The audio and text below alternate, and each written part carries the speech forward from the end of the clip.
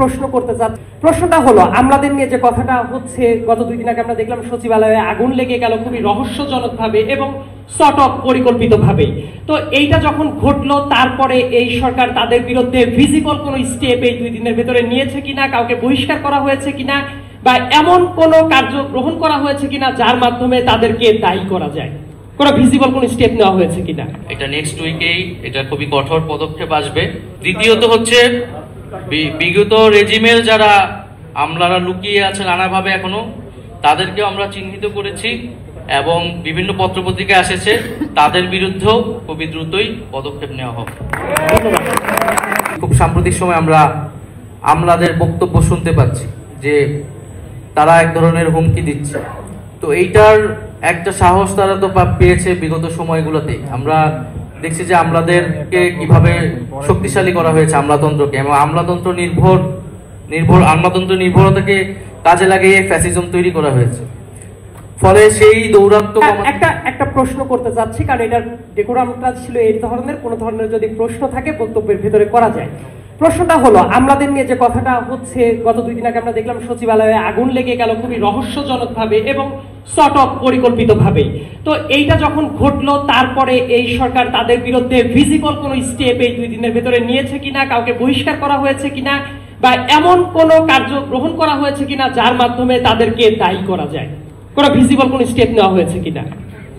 না, এটা আজকেও আমরা মিটিং করে আসলাম, এই জন্যই এই অনুষ্ঠান দেরি হয়েছে। এটা নেক্সট উইকেই এটা খুবই কঠোর পদক্ষেপ আসবে। যারা এরকম আন্দোলনের নামে চাকরি বিধি লঙ্ঘন করছে, তাদের বিরুদ্ধে অবশ্যই ব্যবস্থা নেওয়া হবে এবং আপনাদেরকেও আমরা বলছি যে এখন সময় জনগণকে সেবা দেওয়ার, আমাদের যে গণতান্ত্রিক ট্রানজিশনটা সেইটাকে সঠিকভাবে করতে সহায়তা করা। আন্দোলন খেলা কিংবা তাদের গোষ্ঠীর স্বার্থে রক্ষার জন্য কিন্তু এত মানুষ জীবন দেয়নি। ফলে রাষ্ট্রের সংস্কার হলে আমরা মনে করি সকলেই ন্যায় বিচার পাবে। সেই সংস্কারে তাদেরও মত থাকবে, তাদের কথাও শোনা হবে। কিন্তু একটা সংস্কারের মত আসলে তারা যেই রিয়াকশনটা দেখিয়েছে, এটা আমরা মনে করি শুধু এটা তো তাদের নৈতিকভাবেও ঠিক হয়নি এবং তারা বিধিগতভাবে অনেক লঙ্ঘন করেছে। এবং দ্বিতীয়ত হচ্ছে বিগত রেজিমের যারা আমলারা লুকিয়ে আছে নানাভাবে এখনো, তাদেরকেও আমরা চিহ্নিত করেছি এবং বিভিন্ন পত্রপত্রিকায় এসেছে, তাদের বিরুদ্ধেও খুবই দ্রুতই পদক্ষেপ নেওয়া হবে। সরকারের অনেক সীমাবদ্ধতা আছে, সেই সীমাবদ্ধতাগুলো স্বীকার করেই আমরা চলার চেষ্টা করছি এবং সেটাকে কিভাবে আরো বৃদ্ধি করা যায় এবং সেই জায়গা থেকে সকলের সহযোগিতা আমরা সবসময় চেয়ে আসছি। এবং আমরা মনে করি যে এখন বাংলাদেশে একটা ইতিবাচকভাবেই বাংলাদেশের রাজনীতি নতুন করে পরিগঠিত হচ্ছে। এখানে রাজনৈতিক দলগুলোর সাথে সরকারের একটা সৌহার্দ্য এবং ঐক্যমত্য আছে, পাশাপাশি তারা একই সাথে যেই ভুল এবং সীমাবদ্ধতাগুলো রয়েছে সেই জায়গায় তারা সমালোচনা করছে এবং সমালোচনাগুলো আমরা অ্যাড্রেস করার চেষ্টা করছি।